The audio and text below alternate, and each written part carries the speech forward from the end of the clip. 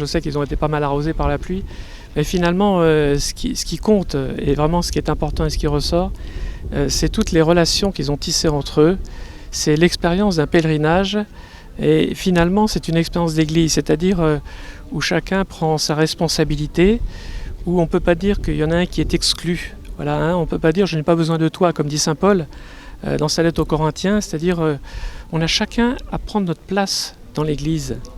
Et ce qui est intéressant, c'est que il y en a qui font de la musique, ce soir il y en a qui vont faire du théâtre, il y en a qui apportent autre chose, qui préparent la cuisine, il y en a qui animent. Les jeunes entre eux font énormément de choses, ils s'entraident, hein.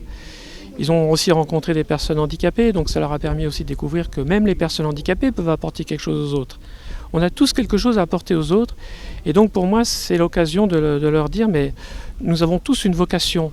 Et donc la question de savoir, la question pour nous n'est pas de savoir si on a une vocation ou on n'a pas une vocation, mais c'est de se dire, mais quelle est notre vocation? À quoi le Seigneur nous appelle? Et finalement, nous savons que s'il nous appelle, ça veut dire que c'est là où on sera le plus heureux. Voilà.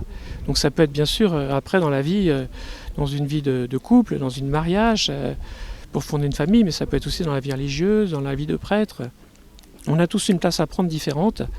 Et c'est ça que j'ai envie de leur dire. Soyez attentifs un petit peu à ce que le Seigneur a envie de vous dire.